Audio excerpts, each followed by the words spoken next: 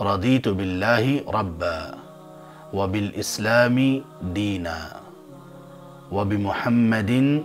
نبیا، اور ایک روایت میں الفاظ ہیں وبمحمد رسولا۔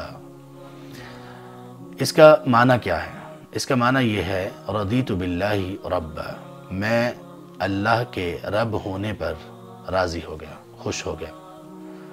وبالاسلام دینا، اور میں اسلام کے دین ہونے پر راضی اور خوش ہو گیا، وبمحمد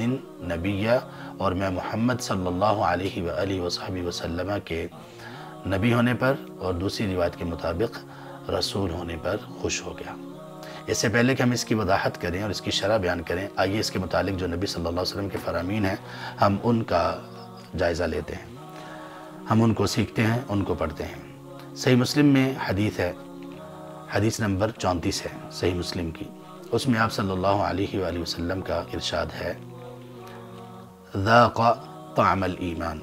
اس شخص نے ایمان کا ذائقہ چکھ لیا، ٹیسٹ چکھ لیا۔ کون سا شخص؟ من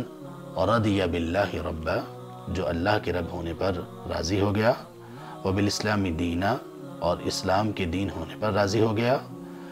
اور وبمحمد رسولا، اور محمد صلی اللہ علیہ وسلم کے رسول ہونے پر راضی ہو گیا۔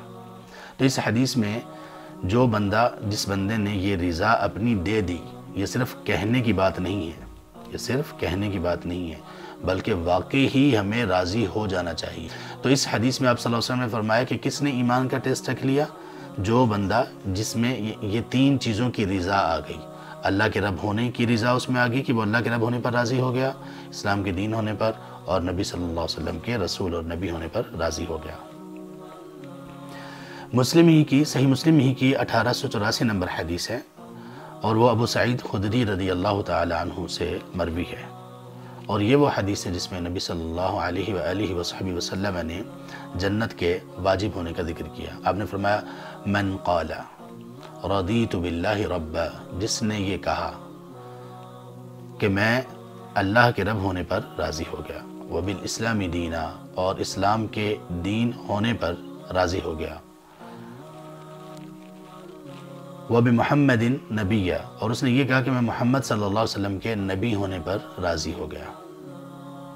وجبت لہ الجنہ، تو اس کے لیے جنت واجب ہو گئی۔ ابو سعید خدری رضی اللہ عنہ کہتے ہیں کہ مجھے یہ بات اتنی پسند آئی، تو وہ اتنے پرجوش ہوئے، اتنی زیادہ ان کو ایکسائٹمنٹ تھی کہ وہ کہنے لگے اللہ کے رسول اس کو دہرائیے، اے اللہ کے رسول اگر آپ اس کو دوبارہ سے کہیں، ذرا دوبارہ سے اگر آپ ہمیں بتائیں، دوبارہ سے یہ ارشاد فرمائیں۔ تو آپ نے دوبارہ سے یہ دہرایا کہ من قال رضیت باللہ ربا وبالاسلام دینا وبمحمد نبیا وجبت لہ الجنہ۔